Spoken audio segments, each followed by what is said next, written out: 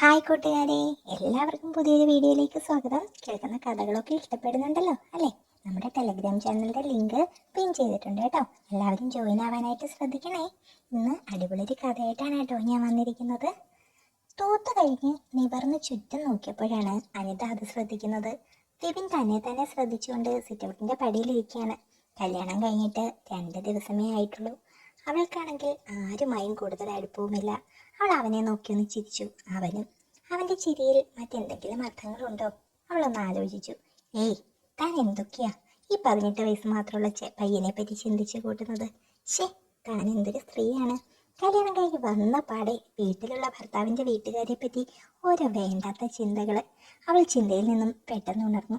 വിവിൻ്റെ അടുത്തേക്ക് നടന്നു. ഇന്നു മുതൽ കോളേജ് മുടക്കണ്ട കേട്ടോ. കല്യാണമായോണ്ട് കുറേ ദിവസമായി പോകാതിരിക്കുമല്ലേ? അവൾ അവനോട് പറഞ്ഞു. ഇനിയിപ്പോൾ തിങ്കളാഴ്ച മുതൽ പോകാട്ടെത്തി. നിങ്ങളുടെ കല്യാണത്തിന് ഏറ്റവും കൂടുതൽ ഓടിയത് ഞാനാ.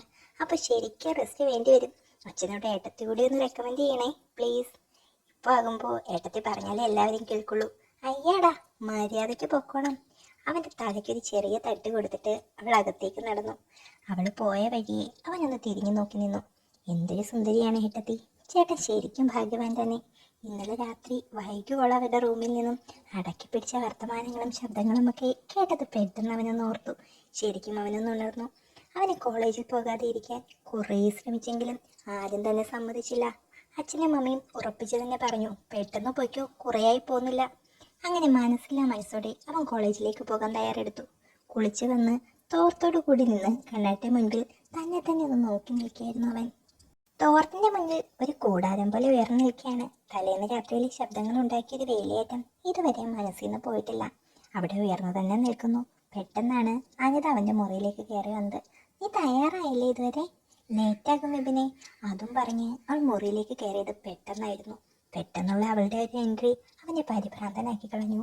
അവന് പെട്ടെന്ന് തിരിഞ്ഞ് തുണിയെടുക്കുന്നതിനിടയിൽ തന്നെ ഉള്ളതുകൂടി അഴിഞ്ഞുപോയി. അവൾ കയറിയതും അവന്റെ തോർത്തിന്റെ അഴിഞ്ഞു മാറലും ഒരുമിച്ചായിരുന്നു. പെട്ടെന്ന് അവളുടെ നോട്ടം അവനിലേക്ക് പതിച്ചു. പെട്ടെന്ന് തന്നെ മുഖം തിരിച്ചു. സോറിടാ. ഷോ. അവൾ തിരിഞ്ഞു നടന്നു. കാപ്പി എടുത്തു വെച്ചിട്ടുണ്ടെന്ന് പറയാൻ പറഞ്ഞു അമ്മ. അതും പറഞ്ഞ് അവൾ മുറിയിൽ നിന്നും പെട്ടെന്ന് ഇറങ്ങി. ഈ ഭൂമി ഇപ്പോൾ തന്നെ അങ്ങ് പിളർന്നു പോയിരുന്നെങ്കിൽ എന്ന് തോന്നി വിപിന്. അവൻ പെട്ടെന്ന് തന്നെ തയ്യാറായി. ആർക്കും മുഖം കൊടുക്കാതെ പുറത്തേക്ക് ഇറങ്ങി. ഏട്ടത്തി ആരോടെങ്കിലും പറഞ്ഞാണോ? ഏയ്, അതിന് ചാൻസ് ഇല്ല. അമ്മയോടൊക്കെ പറയാൻ പറ്റുന്ന കാര്യമാണോ? അതുമാത്രമല്ല, ഏട്ടനൊരു സ്ട്രിക്റ്റും ഭരിക്കനുമായതിനാൽ ഇത്തരം തമാശകളൊന്നും അവനോട് പറയാനും ചാൻസ് ഇല്ല. എങ്കിലും അവന് വല്ലാത്തൊരു നാണക്കേട് പോലെ തോന്നി. ശേ, കഥ കടയ്ക്കാൻ മറന്നത് മോശമായിപ്പോയി. ഇതുവരെ ഇങ്ങനെ ആരും തൻ്റെ മുറിയിലേക്ക് കടന്നു വരില്ലായിരുന്നു.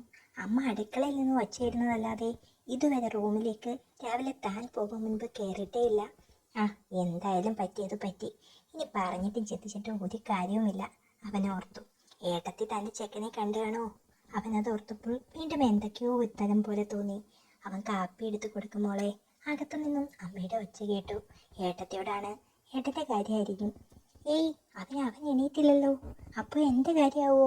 അവൻ പതുക്കെ അവിടെ നിന്ന് വലിയാനുള്ളൊരു ശ്രമം നടത്തി. എന്നാൽ അച്ഛൻ ഹോളിൽ ഇരുന്ന് പത്രം വായിക്കുന്നതിനാൽ അവന് കഴിക്കാതെ പോകാൻ ഒരു തരവുമില്ലായിരുന്നു. അവൻ എന്തൊക്കെയോ ഓർത്ത് തല കുനിച്ച് ഡൈനിങ് ടേബിളിലിരുന്നു. അപ്പോൾ അനിത പുട്ടും കടലയുമായി വന്നു. അവൻ്റെ കുനിഞ്ഞുള്ള ഇരിപ്പ് കണ്ടപ്പോൾ ശരിക്കും അവൾക്ക് ചിരി വന്നുപോയി. ആ ചിരി അവൻ്റെ സകല ആത്മവിശ്വാസവും കളഞ്ഞു. അവൻ ആ ഇരിപ്പ് തന്നെ തുടർന്നു. കഴിക്കുന്നില്ലേ നീ? അവൾ ചോദിച്ചു. ഏട്ടത്തി ഇവിടെ നിന്നാ എനിക്ക് കഴിക്കാൻ പറ്റില്ല. അവൻ കുനിയിരുന്നുകൊണ്ട് തന്നെയാണ് പറഞ്ഞത്. അതെന്താടോ, അത്രയ്ക്ക് മോശം മുഖമാണോ എൻ്റെത്? അതല്ല പിന്നെന്താ? രാവിലത്തെ കണി കാണിച്ചത് കൊണ്ടാണോ? ഞാനൊന്നും കണ്ടില്ലെന്നേ. അത് കേട്ടതും അവൻ മുഖമുയർത്തി. ശരിക്കും? അതേന്നേ, വന്ന് കയറിയപ്പോഴേ നീ അലറിയില്ലേ? അപ്പോഴേക്കും ഞാൻ തിരിഞ്ഞില്ലേ, പിന്നെ എന്ത് കാണാനാ? അവൾ ചോദിച്ചു. അപ്പോൾ ഏട്ടത്തി ഒന്നും കണ്ടില്ല അല്ലേ? പുട്ടൊരുകള വായിലേക്ക് ഇട്ടുകൊണ്ട് അവൻ ചോദിച്ചു. അങ്ങനെ ചോദിച്ചാൽ ഒരു മിന്നായം പോലെ എന്തോ. അവൾ അവനെ ഒന്ന് കളിയാക്കാൻ വേണ്ടിയാണ് അങ്ങനെ പറഞ്ഞത്. എന്നിട്ട് ഏട്ടത്തിക്ക് എങ്ങനെ ഇഷ്ടപ്പെട്ടോ അത്? അവൻ്റെ വായിൽ നിന്നും അവൻ പോലും അറിയാതെ ആ ചോദ്യം പുറത്തു വന്നു. അനിത ഒരു നിമിഷം വല്ലാതെയായി. പിന്നെ ഒന്നും പറയാതെ ഉള്ളിലേക്ക് കയറിപ്പോയി. അവനും ഒരു നിമിഷം പകച്ചിരുന്നു പോയി. ഇത് മിക്കവാറും വലിയ വിഷയമാകാനുള്ള ചാൻസ് ഉണ്ട്. ഏട്ടനോടെങ്ങാനും പറഞ്ഞ ഈ വീട്ടിൽ കലാപം തന്നെ നടക്കും. പിന്നെ നാട്ടുകാരുടെയും വീട്ടുകാരുടെയും മുൻപിൽ തല ഉയർത്തി നടക്കാൻ പറ്റില്ല. ഓർത്തപ്പോൾ അവൻ്റെ കണ്ണിൽ ഇരുട്ട് കയറി തുടങ്ങി. കോളേജ് കഴിഞ്ഞിട്ടും അവൻ വീട്ടിലേക്ക് പോയില്ല. അതിനുള്ള ധൈര്യമുണ്ടായില്ല ശരിക്കും അവന്. അവിടെ ഒക്കെ ചുറ്റിക്കറങ്ങി നടന്നു. ഏകദേശം 6 മണിയൊക്കെ ആയപ്പോഴേക്കും വീട്ടിൽ നിന്ന് അമ്മയുടെ കോള് വന്നു. മടിച്ചെടുത്തു. ലേറ്റ് ആകുന്നതിനെ പറ്റി അല്ലാതെ അമ്മ വേറെ ഒന്നും പറയാതിരുന്നപ്പോൾ അവന് ശരിക്കും ആശ്വാസമാണ് തോന്നിയത്. അപ്പോൾ ഏട്ടത്തിയൊന്നും പറഞ്ഞിട്ടില്ല. അവൻ വീട്ടിലേക്ക് പോകാൻ തീരുമാനിച്ചു. അന്ന് രാത്രി അത്താഴം കഴിഞ്ഞ് ഏട്ടത്തി ഒറ്റയ്ക്ക് കിട്ടിയപ്പോൾ ആ മറ്റാരും കേൾക്കാത്ത ശബ്ദത്തിൽ ഒരു സോറി പറഞ്ഞു. അവൾ ചിരിച്ചു. അന്ന് രാത്രിയും ഏട്ടത്തിയുടെ മുറിയിൽ നിന്നും ഞരക്കങ്ങളും കുറുകലുകളും കാത് കൂർപ്പിച്ച് വെച്ച് തന്നെ അവൻ ശ്രദ്ധിച്ചു. അവൻ അതൊക്കെ കാണണമെന്ന് അതിയായ ഒരാഗ്രഹം തോന്നി. എന്താണൊരു വഴി? അവൻ സിനിമയിലൊക്കെ കാണും പോലെ പതുങ്ങി ചെന്ന് താക്കോൽ ദ്വാരത്തിലൂടെ ഒന്ന് ഒളിഞ്ഞു നോക്കാൻ ശ്രമിച്ചു. ഒന്നും കാണാൻ പറ്റിയില്ല. നിരാശയോടെ അവൻ മുറിയിൽ വന്ന് കിടന്നു. പിറ്റേന്ന് രാവിലെ പതിവ് പോലെ ചായയുമായി അവൻ സിറ്റൗട്ടിൽ പോയിരുന്നു. ഏട്ടത്തി അവൻ പ്രതീക്ഷിച്ച പോലെ തന്നെ മുറ്റം തൂക്കുകയാണ്. കുനിഞ്ഞു നിന്നുള്ള ആ തൂപ്പ് കാണാൻ തന്നെ ഒരു പ്രത്യേക തരം ഭംഗിയാണ്. ചേട്ടത്തിയുടെ വലിയ പിൻഭാഗം ഒന്ന് ആസ്വദിച്ചു കണ്ടുകൊണ്ട് അവൻ ചായ കുടിക്കാൻ തുടങ്ങി. തലേന്ന് രാത്രിയിലത്തെ അവരുടെ മുറിയിലെ സംഭവങ്ങളൊക്കെ ഭാവനയിൽ കാണുകയായിരുന്നു അവനപ്പോൾ. തൂക്കുകയായിരുന്ന അനിത പെട്ടെന്ന് നിവർന്ന് പിന്നിലേക്ക് നോക്കി. വിപിൻ ഇന്നും തന്നെ നോക്കിയിരിപ്പാണ്. അവൾ അവൻ്റെ അടുത്തേക്കൊന്ന് നടന്നു. അവന് ചെറിയൊരു പരിഭ്രമം തോന്നിയെങ്കിലും അവൻ കൂളായിട്ട് തന്നെ ഇരിക്കാൻ ശ്രമിച്ചു. എന്തേ, ഇന്ന് കോളേജിൽ പോകണ്ടേ? അവൾ അവനോട് ചോദിച്ചു. പോണം, അവൻ മറുപടി പറഞ്ഞു. പിന്നെന്താ സാർ ഇവിടെ തന്നെ അങ്ങ് ഇരുന്നത്? പോയി തയ്യാറാവാൻ നോക്ക്. ഞാൻ പോവാ. ഇന്ന് അങ്ങോട്ട് വരാൻ ഉദ്ദേശമൊന്നും ഇല്ലല്ലോ അല്ലേ? അവൻ ചിരിച്ചുകൊണ്ട് ചോദിച്ചു. അയ്യടാ, അവളും ചിരിച്ചു. ഇനി അങ്ങനെ കണ്ടാൽ ചെത്തിക്കളഞ്ഞ് പറഞ്ഞേക്കാം, അവൾ പറഞ്ഞുകൊണ്ട് ചിരിച്ചു. അപ്പോൾ ഇന്നലെ ശരിക്കും കണ്ടല്ലേ? കണ്ടില്ലെന്നൊക്കെ പറഞ്ഞത് വെറുതെയാ, അവൻ തിരിഞ്ഞു നോക്കി പറഞ്ഞു. അവൾ ആകെ ഒരു ചമ്മി ചിരിച്ചു. ചേട്ടത്തെ ആളെ കൊള്ളാലോ. അപ്പോൾ താൻ കരുതിയതുപോലെ അത്ര നിഷ്കളങ്കിയൊന്നുമല്ല. റൂമിലേക്ക് പോകും വഴി വിപിൻ എങ്ങനെയാണ് ചിന്തിച്ചത്? അവൻ്റെ മനസ്സിൽ എന്തൊക്കെയോ ചിന്തകൾ ഉണർന്നു. എന്തൊക്കെയോ കണക്ക് കൂട്ടും പോലെ ചിന്തിച്ച് അവൻ മുറിയിലേക്ക് കയറി. അവൻ എന്ത് ചിന്തിച്ച് കാണുമോ എന്തോ. അനിത റൂമിൽ ചെന്നപ്പോൾ മുതൽ അത് തന്നെയായിരുന്നു ആലോചിച്ചുകൊണ്ടിരുന്നത്. വായിൽ നിന്നും അറിയാതെ അങ്ങ് വീണും പോയി. ഇനി അതിനെപ്പറ്റി ചിന്തിച്ചിട്ട് കാര്യമില്ല എന്ന് മനസ്സിനെ പറഞ്ഞ് പഠിപ്പിക്കാൻ നോക്കിയിട്ട് പോലും വീണ്ടും മനസ്സിലേക്ക് ആ ചിന്ത തന്നെ കയറി വരികയാണ്. വീട്ടിൽ ആകെ ഇത്തിരി സോഷ്യലായി ഇടപെടുന്നത് അവൻ മാത്രമാണ്. ഭർത്താവ് സുബിൻ വളരെ കുറച്ച് മാത്രം സംസാരിക്കുന്ന വളരെ സീരിയസ് ആയ മനുഷ്യനാണ്. അച്ഛനും അത് തന്നെ. സുബിൻ ഇത്ര സീരിയസ് ആയത് എന്തുകൊണ്ടാണെന്ന് മറ്റാരോടും ചോദിക്കേണ്ട ആവശ്യമില്ല. അച്ഛൻ്റെ അതേ കോപ്പിയാണ് മോൻ. അമ്മയാണെങ്കിൽ ഒരു പാവം. അങ്ങനെ ഒരാൾ ആ വീട്ടിലുണ്ടെന്ന് തോന്നുകയില്ല. വിപിനാണ് പിന്നെയും തമാശകളൊക്കെ പറഞ്ഞ് വീടിനെ ഒന്ന് വീടായി തോന്നിപ്പിക്കുന്നത്.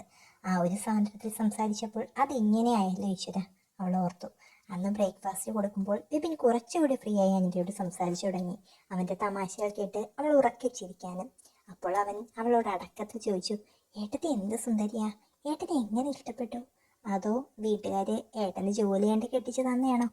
ദേ ചെറുക്ക, ചെറിയമായി വലിയ വർത്താനം പറയുന്നോടാ. പോയേ മോൻ പോയേ 4 അക്ഷരം പഠിക്കാൻ നോക്ക്. അതും പറഞ്ഞ് അവൾ അകത്തേക്ക് പോയി.